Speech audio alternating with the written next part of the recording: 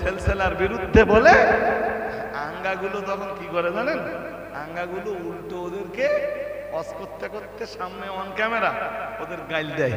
আর সেই গাইলগুলো যখন শিক্ষিত সমাজের কাছে যায়, শিক্ষিত সমাজ দুটোকে টালি করে, বলে এরা তো কেতাব খুলে দলিল দিচ্ছে আর এরা দলিলের জায়গায়, তাহলে কোনটা ঠিক বুঝবে আর কোনটা ভুল বুঝবে?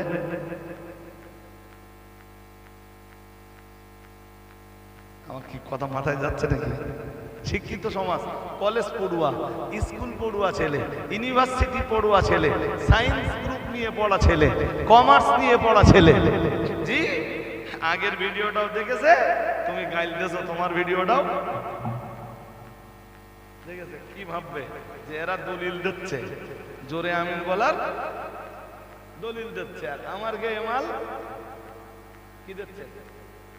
ওর কাছে বিশ্বাসযোগ্য হবে কোনটা? ও তো শিক্ষিত ছেলে।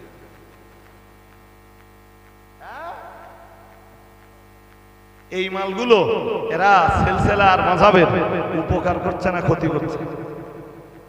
আমি নিজে কানে শুনেছি, যখন আমার দেশের নট 24 এর দত্তপুকুর থানার অন্তর্গত কোন এক গ্রামের এক মৌলবী, মৌলানা না, সে যখন বললে যে নবী আর আসবার জায়গা পায়নি, ফুরফুরা শরীফে এলো, এ কথা শুনেছিলেন না শোনেননি? শুনেছিলেন? শুনেছিলেন। তার মনে প্রশ্ন জেগেছে, সে করতেই পারে।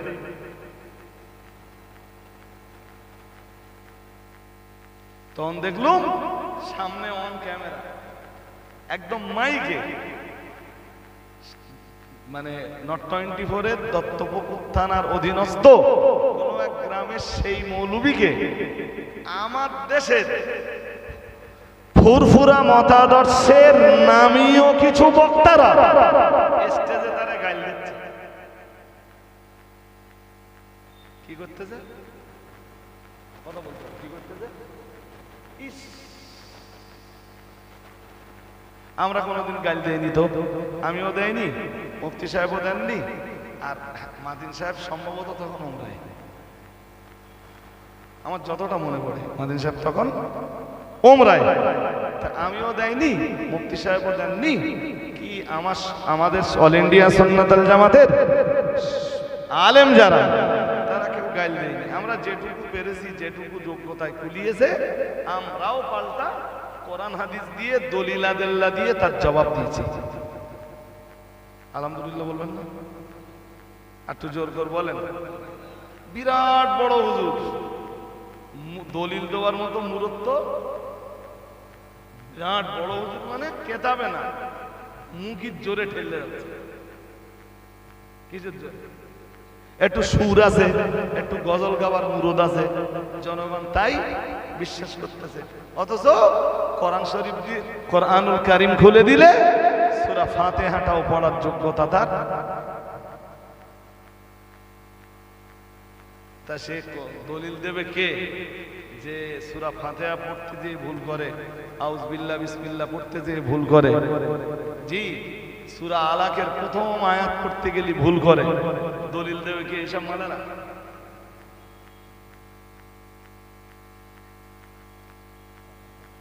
কিন্তু এর বাড়ানি দেখলি আপনার মাথা কাজ করবে না, মনে হবে যেন এই রাইসালা একদম প্রকৃত হাক্কানি আলেম, মেন কর্ম।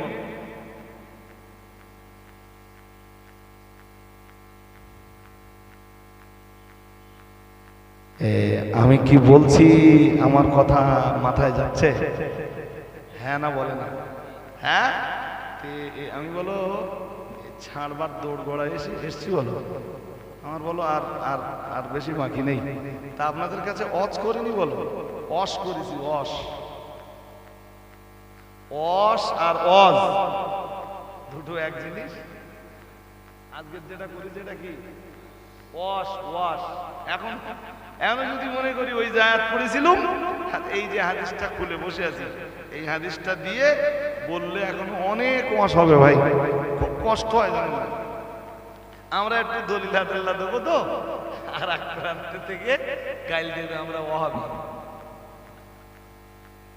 আমরা কি কথা বলেন? আমরা কি ওয়াহাবি কারা সে তো আপনারা জানেন না। ওয়াহাবি হলো আব্দুল ওয়াহাব নাজদির দল। আব্দুল ওয়াহাব নাজদির দল। আবার জিজ্ঞেস করবেন যে হুজুর আব্দুল ওয়াহাব নাজদির পরিচয় কি? কথা বোঝেননি?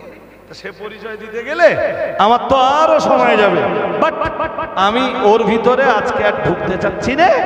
শুধু বললাম আমরা পরিচয় দিলেই তো বলবে এরা পীর মানে না।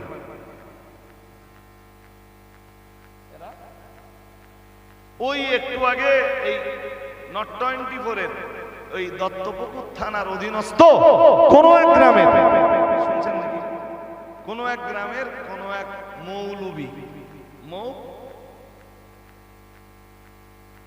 জি, সে দেখি একদিন এতে এসছে, লাইভে এসে একটা বাংলা ফতোয়া আলমগীরি বার করে।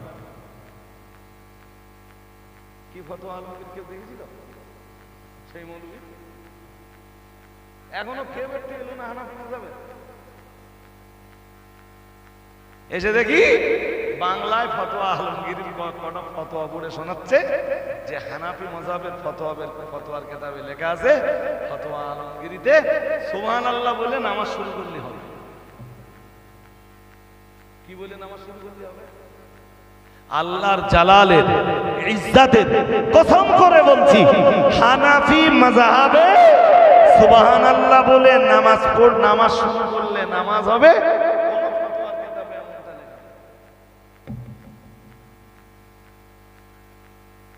কথা শুনছেন নাকি?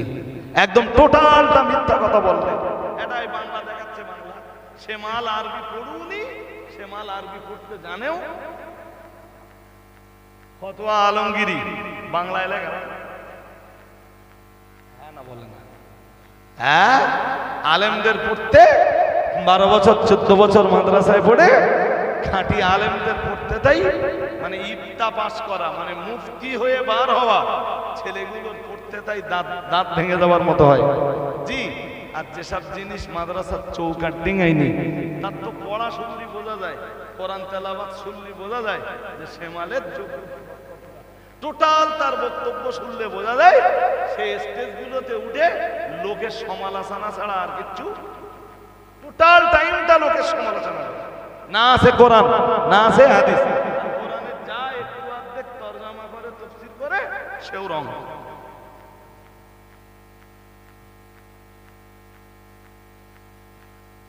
আমার কথা বুঝতেছেন?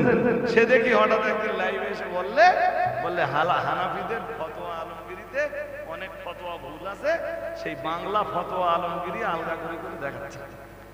আরে বাংলা ওই ফতোয়া আলমগীরি আমাদের 14 পুরুষরা কেউ লিখে যায়নি।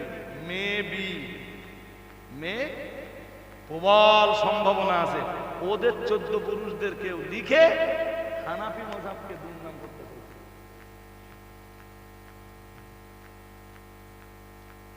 আমার কথা কি বুঝতেছেন? ধর্ম জগতে কি ফিতনা যে চলছে আপনি তা কল্পনা করতে পারবেন না। হাদিসে কি এসেছে জানেন?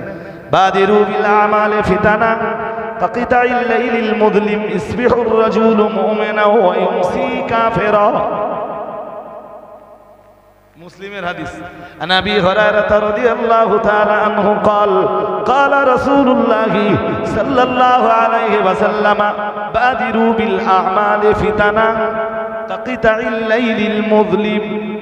আল্লাহ পাকের রাসূল জানিয়েছেন বাদিরু বিল আমাল, আমলের প্রতি তোমরা তৎপর হও, মানে যত তাড়াতাড়ি পারো আমলের থলি গুছিয়ে নাও। কে নির্দেশ দিচ্ছেন? রাসূলুল্লাহ। কে নির্দেশ দিচ্ছেন? জোর করে বলেন না। কে নির্দেশ দিচ্ছেন? রাসূলুল্লাহ। কি নির্দেশ দিচ্ছেন? বলতেছেন আমলের থলি কি করো? গুছিয়ে নাও। আল্লাহ পাকের রাসূল জানিয়েছেন ফিতানান কাকিতাইল লাইলিল মুযলিমি, অন্ধকার ঘুটঘুটে রাতের ন্যায় ফিতনা পৃথিবীতে আসবার আগেই মানে একটা সময় আসবে ধর্মজীবনে এত ফিতনা নেমে আসবে মনে হবে ঘুটঘুটে অন্ধকার রাতে আলোহীন চলার চাইতে আলোহীন অবস্থায় চলা চাইতে, একটুখানি পরে করেন না, একটুখানি পরে করেন, আমি স্টেজ ঘুটঘুটে অন্ধকার রাতের ন্যায় ফেতনা পৃথিবীতে আসার আগেই তোমরা আমলের থলি পূর্ণ করে ফেলবে। জি কি হবে ওই ফেতনা এলে? খুব তাড়াতাড়ি এমন ধর্মজগতে এমন অন্ধকার ফেতনা নেমে আসবে, অন্ধকার ঘুটঘুটে রাতে অচেনা অজানা রাস্তায় একজন মানুষকে চলতে যত কষ্ট হয়, মানুষকে দিন ঈমান নিয়ে বেঁচে থাকতে ততটা বা তার চাইতে বেশি কষ্ট। কে বলতেছেন? রাসূলুল্লাহ। কে বলতেছেন? জোর করে বলেন, কে বলতেছেন? রাসূলুল্লাহ। কি বলতেছেন? যে ধর্মকে নিয়ে চলা ঘুটঘুটে অন্ধকার রাতে চলবার চাইতে আরো মারাত্মক হয়ে যাবে। খুব অন্ধকার, বিরাট অন্ধকার, পুরো অচেনা রাস্তা, চলতে কষ্ট হবে না? হ্যাঁ না বলে না? কষ্ট হবে? জি। এবার বলুন তো, আজকে এক এক হুজুর, রঙ্গি রঙের হুজুর, রঙ্গি রঙের কথা বলতে, কোরআন হাদিসের অথরিটি বা কোরআন হাদিসের রেফারেন্স খুব কম হুজুরির আছে না? হ্যাঁ না? কোরআন হাদিসের রেফারেন্স খুব কম হুজুরির আছে না?